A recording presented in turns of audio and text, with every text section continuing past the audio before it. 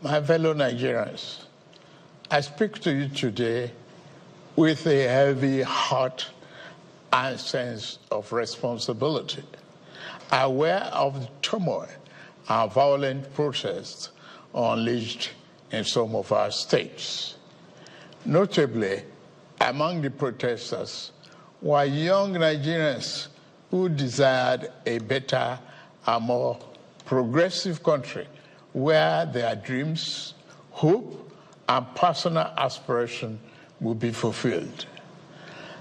I am especially pained by the loss of lives in Borno, Jigawa, Kano, Kaduna, and other states, the destruction of facilities in some states, and the wanton looting of supermarkets and shops, contrary to the promise of protest organizers that the protest will be peaceful across the country.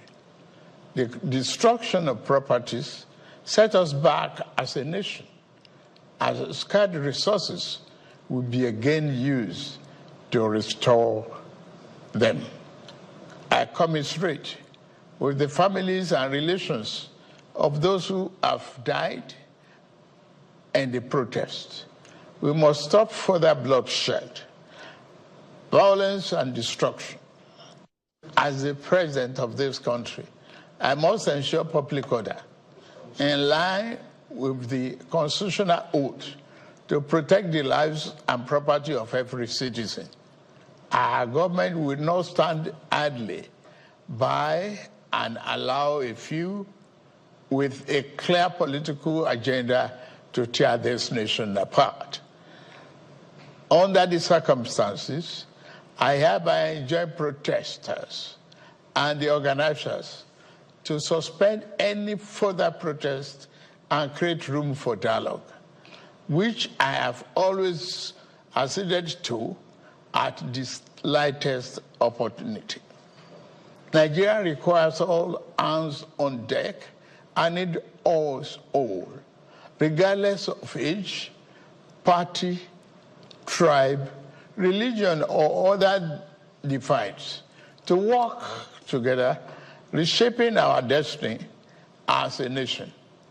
To those who have taken undue advantage of this situation to threaten any section of this country, be warned. The law will catch up with you. There is no place for ethnic bigotry or such threats in the Nigeria we seek to build.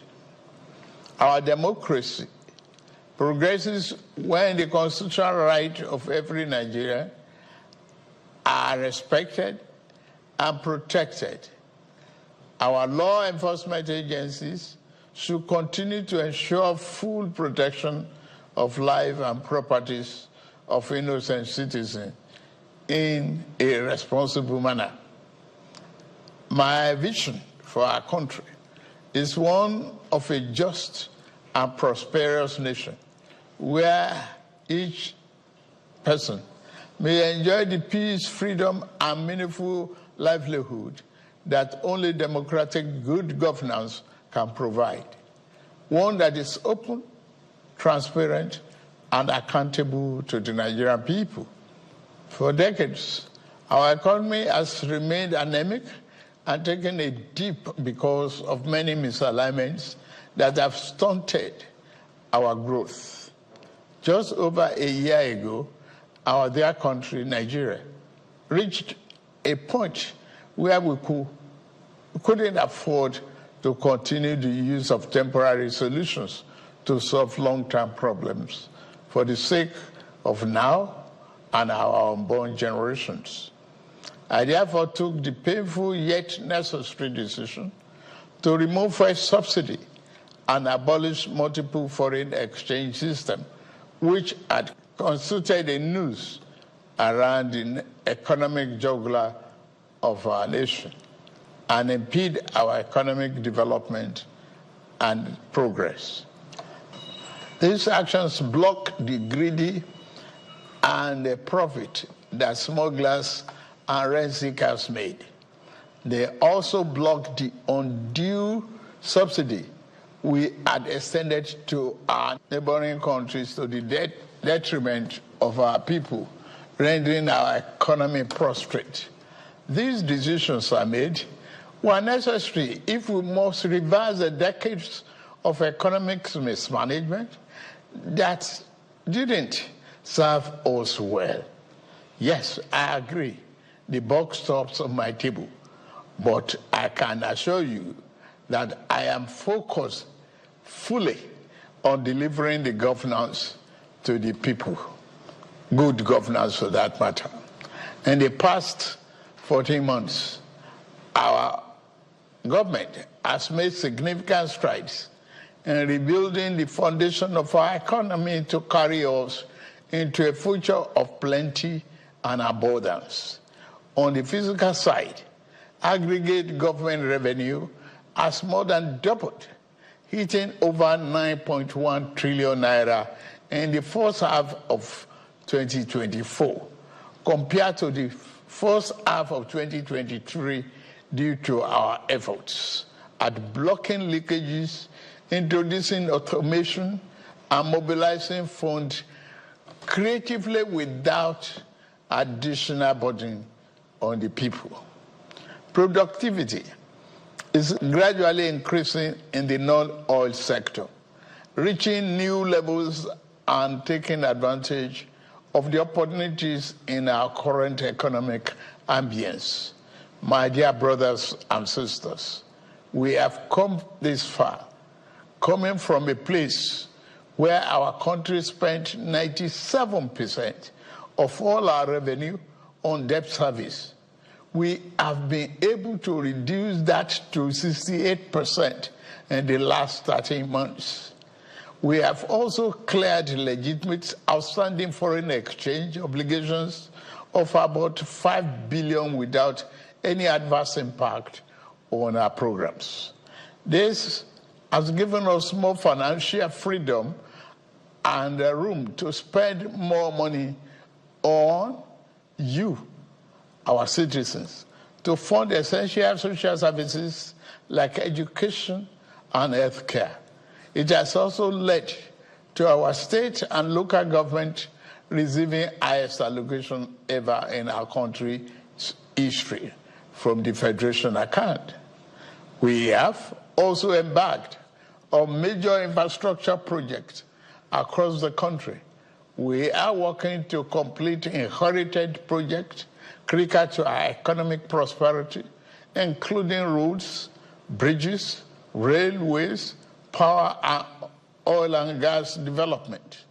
Notably, the Lagos-Calabar Coastal Highway and Sokoto-Badagry Highway projects will open up 16 connecting states, creating thousands of jobs and boosting economic output through trade, tourism, and cultural integration. Our once declining oil and gas industry is experiencing a resurgence on the back of the reforms I announced in May 2024 to address the gaps in the Petroleum Industry Act. Last month, we increased our oil production to 1.61 million barrels per day, and our gas assets are receiving the attention they deserve. Investors are coming back, and we have already seen 2 foreign direct investments signed over $500 million since then. Fellow Nigerians, we are a country blessed with both oil and gas resources, but we met a country that had been dependent solely on oil-based petrol, neglecting its gas resources to power the economy. We were also using our hard-earned foreign exchange to pay for and subsidize the use. To address this, we immediately launched our compressed natural gas initiative, CNG, to power our transportation economy and bring us down.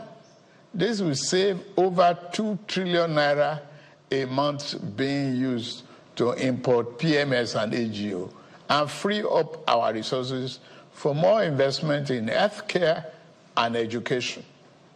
To this end, we'll be distributing 1 million kits of extremely low or no cost to commercial vehicles that transport people and goods and who currently consume 80% of imported PMS and AGO. We have started the distribution of conversion kits and setting up of conversion centers across the country in conjunction with the private sector. We believe that this CNG initiative will reduce transportation costs by approximately 60% and help to curb inflation. Our administration has shown its commitment to the youth by setting up the student loan scheme. To date, 45.6 billion has already been processed for payment to students and their respective institutions. I encourage more of our vibrant youth population to take advantage of this opportunity. We established the Consumer Credit Corporation with over 200 billion to help Nigerians to acquire essential products without the need for immediate cash payment, making life easier for millions of households. This will consequently reduce corruption and eliminate cash and opaque transactions. This week, I ordered the release of an additional 50 billion naira, each for NEL Fund, the student loan, and Credit Corporation for the proceeds of crime recovered by the EFCC. Additionally, we have secured $620 million under the Digital and Creative Enterprises, IDICE, a program to empower our young people, creating millions of IT and technical jobs that will make them globally competitive. This program, including the 3 million technical talent scheme, unfortunately, one of digital centers was vandalized during the protests in Kano. What a shame. In addition, we have introduced the Skill Up Artisans Program, SUPER, the Nigerian Youth Academy, NIA, and the National Youth Talent Export Program, NATEP. Also, more than 570 billion has been released to the 36 states to expand livelihood support to their citizens, while 600,000 nano businesses have benefited from our nano grants. An additional 400,000 more nano businesses are expected to benefit. Furthermore, 75,000 beneficiaries have processed to receive our 1 million micro and small business single-digit interest loans starting this month. We have also built 10 MSME hubs within the past year, created 240,000 jobs through them, and 5 more hubs are in progress, which will be ready by October this year. Payments of 1 billion each also have been made to large manufacturers under our single-digit loan to boost manufacturing output and stimulate growth. I signed the national minimum wage into law last week, and the lowest earning worker will now earn at least 70,000 naira a month. 6 months ago in Kasana, Abuja, I inaugurated the first phase of our ambitious housing initiative, the Renew Hope City and Estate. This project is the first of 6 we have planned across the nation's geopolitical zones.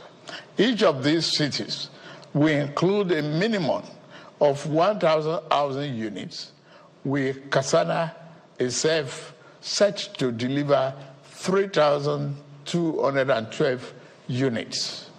In addition to this city project, we are also launching the Renew Hope Estate in every state, each comprising 500 housing units. Our goal is to complete a total of 100,000 housing units over the next 3 years. This initiative is not only about providing homes, but also about creating thousands of jobs across the nation, as well as stimulating economic growth. We are providing incentives to farmers to increase food production at affordable prices. I have directed that tariffs and other import duties should be removed on rice, wheat, maize, sorghum, and drugs, and other pharmaceutical medical supplies for the next 6 months, in the first instance, to help drive down the prices. I have been meeting with our governors and key ministers to accelerate food production. We've distributed fertilizers. Our target is to cultivate more than 10 million hectares of land to grow what we eat. The federal government will provide all necessary incentives for this initiative, whilst the state provide the land, which will put millions of our people to work and further increase food production. In the past few months, we have also ordered mechanized farming equipment, such as tractors and planters, worth billions of naira from the United States, Belarus, and Brazil. I can confirm to you that the equipment is on the way. My dear Nigerians, especially our youths, I have heard you loud and clear. I understand the pain and the frustration that drive these protests, and I want to assure you that our government is committed to listening and addressing the concerns of our citizens. But we must not let violence and destruction tear our nation apart. We must work together to build a brighter future where every Nigerian can live with dignity and prosperity. The task before us is a collective one, and I am leading the charge as your president. A lot of work has gone into stabilizing our economy, and I must stay focused on ensuring that the benefits reached every single Nigerian as we promised. My administration is working very hard to improve and expand our national infrastructure and create more opportunities for our young people. Let nobody misinform and miseducate you about your country or tell you that your government does not care about you. Although there have been many dashed hopes in the past, we are in a new era of renewed hope. We are working hard, and the result will soon be visible and concrete for everyone to see, feel, and enjoy. Let us work together to build a brighter future for ourselves and for generations to come. Let's choose hope over fear, unity over division, and progress over stagnation. The economy is recovering. Please, don't shut out this oxygen. Now that we have been enjoying democratic governance for 25 years, do not let the extremists of enemies of democracy use you to promote an unconstitutional agenda that will set us back on our democratic journey. Forward ever, backward never. In conclusion, security operatives should continue to maintain peace, law, and order in our country, following the necessary Convention on Human Rights, to which Nigeria is a signatory. The safety and security of all Nigerians are paramount. Thank God and thank you for your attention. And may God continue to bless our great nation.